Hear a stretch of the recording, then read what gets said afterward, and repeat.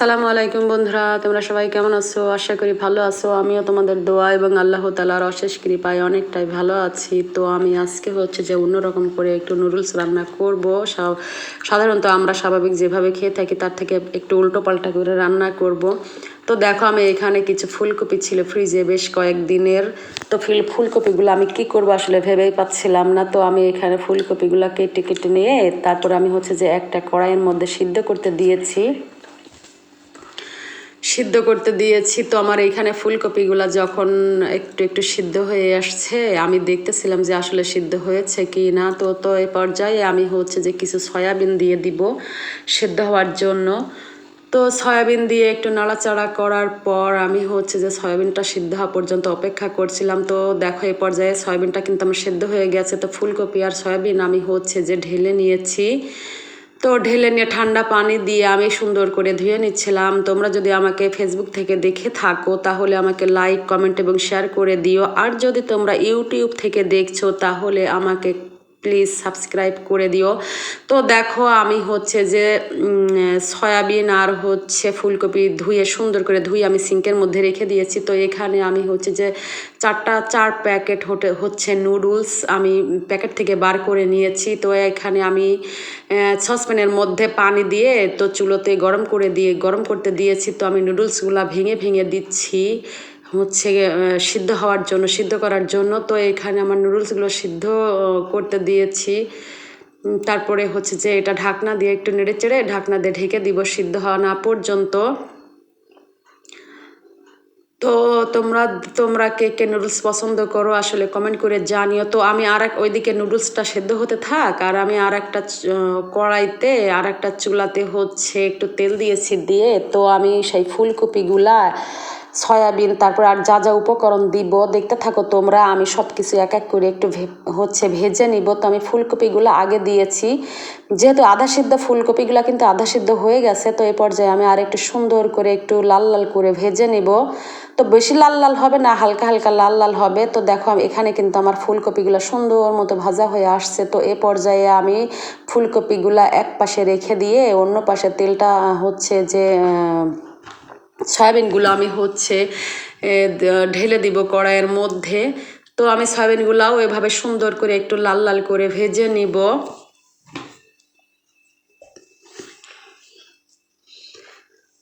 তো দেখো, সয়াবিনগুলা কিন্তু যখনই ভাজতে যাবে সয়াবিনের মধ্যে পানি থাকে, ওইটা কিন্তু সুন্দর করে চিপে চিপে ফেলে দিতে হবে, না হলে তেলের মধ্যে যখন দিবা ভাজাও হবে না। আবার এদিকে হচ্ছে যে পানি ছিটাবে তখন গায়ে হাতে পড়ে মুখে পড়ে কিন্তু ফসকা পড়ে যাবে। তো সে পর্যায়ে পানি আর খেতেও ভালো লাগবে না। তো আমার এখানে দেখো সয়াবিনগুলাও কিন্তু সুন্দর মতো ভাজা হয়ে গেছে। তো আমি সয়াবিন আর ফুলকপিটাও কিন্তু আমি কড়াইয়ের হচ্ছে যে আর এক পাশে রেখে দিব। তো আমি যদি ইচ্ছা করতাম তাহলে আমি এইগুলা অন্য একটা পাতিলের মধ্যে উঠিয়ে রাখতে পারতাম, কিন্তু আমি উঠিয়ে রাখছি না, কারণ আমার কড়াইতে আর যা কিছু ভাজবো আসলে জায়গা রয়েছে। তো যার জন্য আমি হচ্ছে যে আরেক পাশে রেখে দিয়েছি।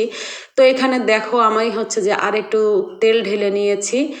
তো তেলের মধ্যে আমি একে একে বাকি উপকরণগুলাও আমি দিয়ে দিব। তো আমি টমেটো কুচি করে রেখেছিলাম। তো টমেটোটা কিন্তু আমার আধা কাঁচা আধা পাকা, যদি একটু টকটকা লাল পাকা টমেটো হতো তাহলে ভালো হতো, আর একটু টক হলেও ভালো হতো। তো এখনকার বাজারের যে হচ্ছে যে টমেটোগুলো আসলে এগুলো তেমন একটা টক না, এগুলা হয়তো হাইব্রিড টমেটো, আসলে দেশীয় টমেটোগুলা একটু টক হয়, তো এগুলো দেশীয় টমেটো না।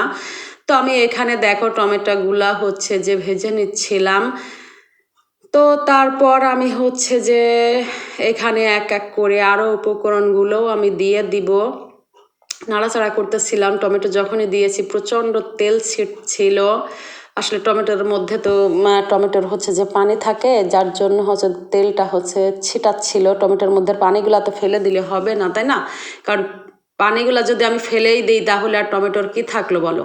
তো দেখো, আমার টমেটোগুলো যখন অল্প একটু ভাজা হয়ে আসছে, সেখানে আমি কিন্তু বেশ এক মুঠো খানিক একটা বড় সাইজের 2টা পেঁয়াজ আমি হচ্ছে যে কেটে রেখেছিলাম কুচি করে, আর কিছু কাঁচা মরিচ আমি হচ্ছে যে কুচি কুচি করে কেটে রেখেছিলাম, সেগুলো আমি ভাজতে শুরু করে দিয়েছি। তো এইখানে দেখো, আমার নুডলসটা কিন্তু সেদ্ধ হয়ে গেছে অলরেডি। তো এখানে আমার নুডলসের যে মশলাগুলো ছিল ওইটাও আমি হচ্ছে নুডলসের মধ্যে ঢেলে দিয়েছি। তো আমার হচ্ছে ভাজা হয়ে গেছে ফুলকপি আর হচ্ছে সয়াবিন। তো আমি একে একে সবগুলাই ওই নুডলসের মধ্যে, নুডলসটা কিন্তু চুলাতেই আছে, টকবক করে ফুটছে দেখতেই পাচ্ছ।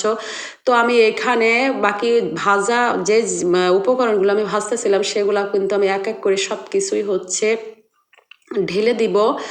তো দেখো আমি হচ্ছে যে সব কিছু ঢেলে দিচ্ছি। আসলে এইভাবে নুডলসটা আমি প্রায় রান্না করি, এভাবে নুডলস রান্না করলে কিন্তু খেতে অসাধারণ লাগে। তো হচ্ছে যাদের বাচ্চারা সবজি খেতে পছন্দ করে না, তোমরা পছন্দ মতো কিছু সবজি অ্যাড করে এভাবে ভেজে ভেজে কিন্তু নুডলস রান্না করে দিতে পারো, বাচ্চারাও কিন্তু খুব মজা করে খায় আর আমারও খেতে ভালো লাগে। তো দেখো আমি এভাবে প্লেট সাজিয়ে নিয়েছি।